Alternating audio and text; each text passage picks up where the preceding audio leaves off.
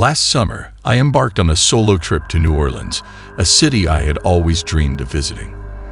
Unlike previous vacations that were spent with family or friends, this time, I was determined to experience the enchanting city on my own terms. The decision to travel solo was not an easy one for me. I had grown accustomed to the comfort of companionship during my trips, but the allure of exploring without any constraints finally convinced me to take the plunge. Little did I know that this journey would lead to an eerie and unforgettable experience. After booking my flight and researching accommodation options, I found a charming and affordable Airbnb in the heart of the French Quarter. The listings photos showcased a cozy apartment with a picturesque balcony overlooking the lively streets below. It seemed like the perfect base for my solo adventure. My flight landed in New Orleans on a warm Sunday afternoon. The Airbnb host had provided detailed instructions on how to access the apartment, including a digital code for the lockbox. With my suitcase in tow, I made my way to the address, excited to begin my adventure.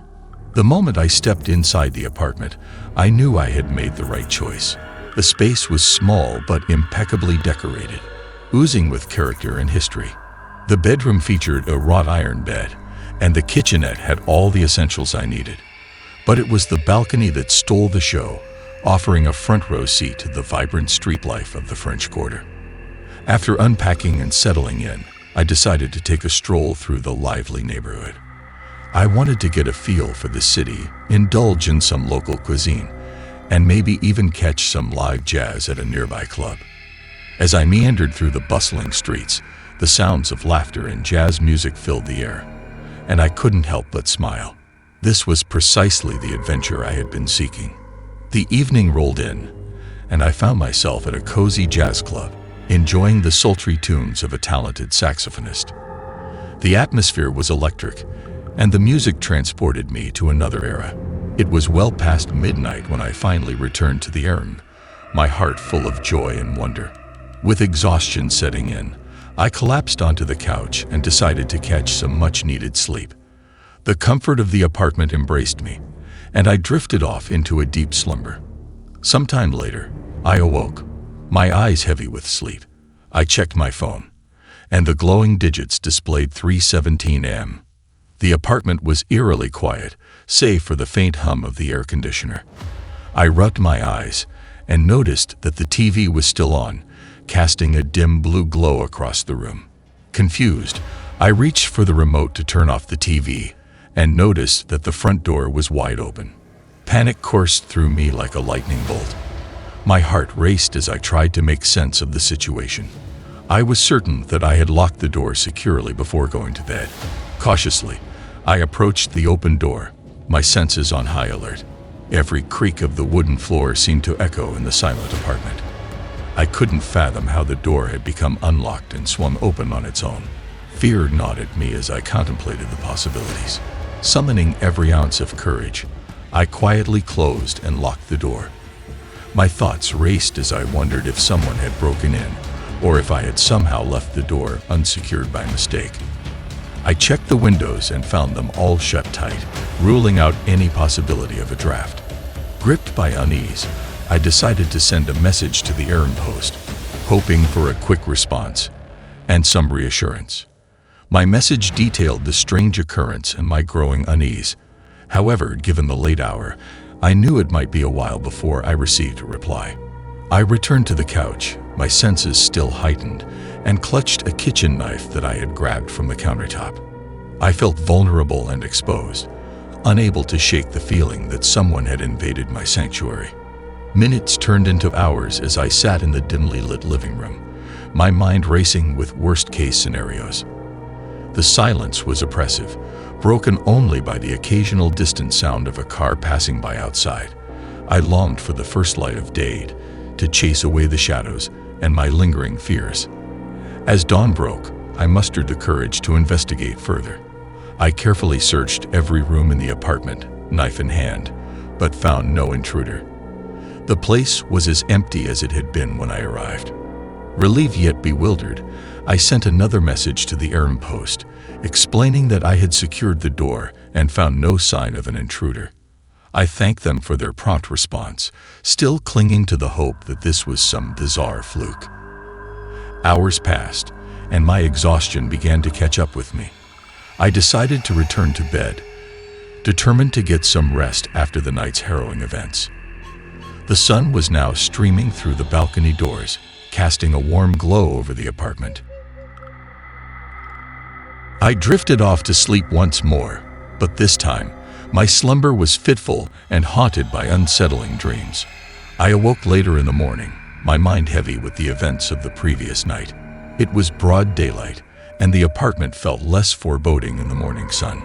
Unable to shake the feeling of unease, I packed my bags and decided to seek refuge in a nearby hotel for the remainder of my stay. I couldn't bear the thought of spending another night in the air, plagued by uncertainty and fear. Upon checking into the hotel, I received a message from the Airbnb host.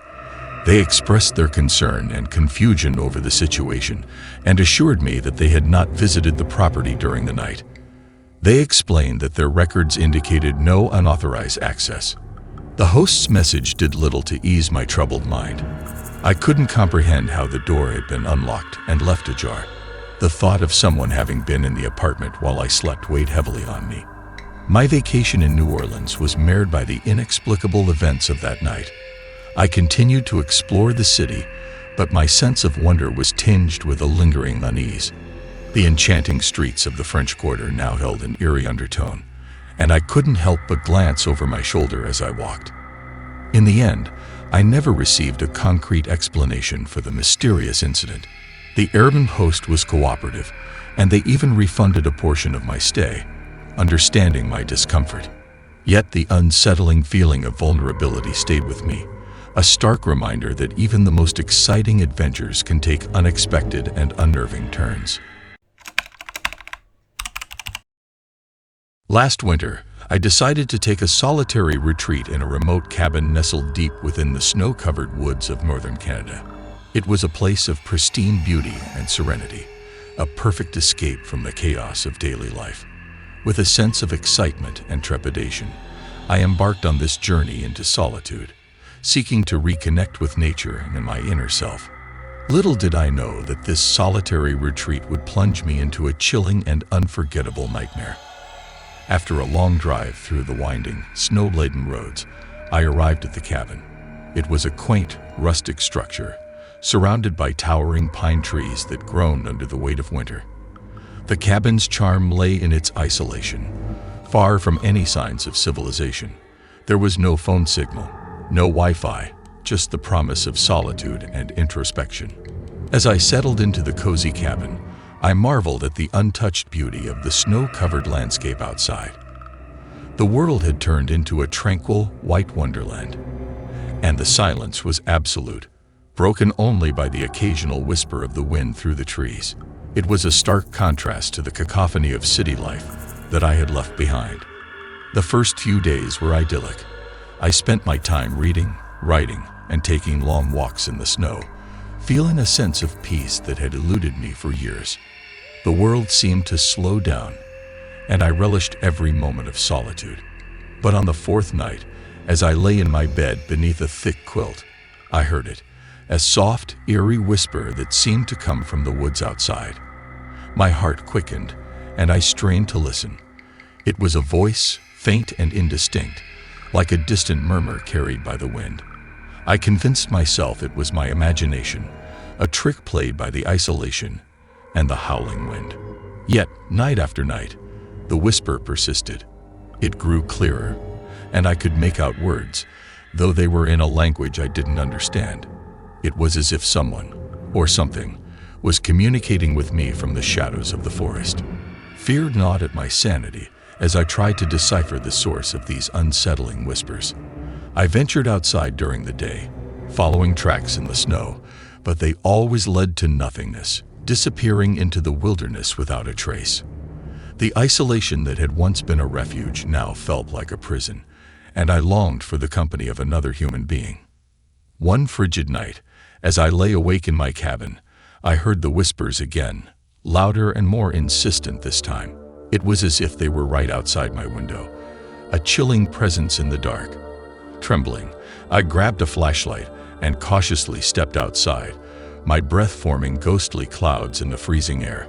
The snow crunched beneath my boots as I moved deeper into the woods, guided only by the eerie voices that beckoned me. They led me to a clearing where an ancient, gnarled tree stood, its branches stretching out like skeletal fingers.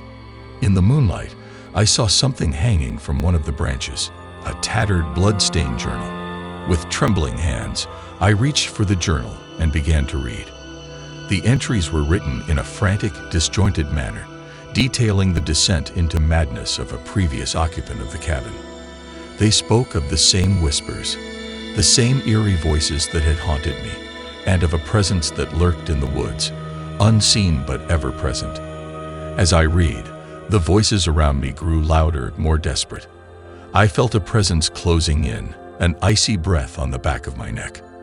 I dropped the journal and ran back to the cabin, slamming the door shut behind me. The whispers surrounded me, echoing through the walls of the cabin. They were no longer words but anguished cries, the sound of tormented souls trapped in the frozen wilderness. I huddled in a corner, my mind unraveling as the voices grew louder and more malevolent. The night stretched into an eternity, and I prayed for the dawn to break, for the sunlight to banish the darkness and the haunting whispers. When the first rays of sunlight finally pierced through the window, the voices ceased, and the cabin fell silent once more. Terrified and shaken, I gathered my belongings and fled the cabin, leaving behind the cursed journal and the haunted woods. The solitude that had once promised serenity had become a nightmare that threatened to consume my sanity. To this day, I cannot forget the chilling whispers that haunted me in those woods.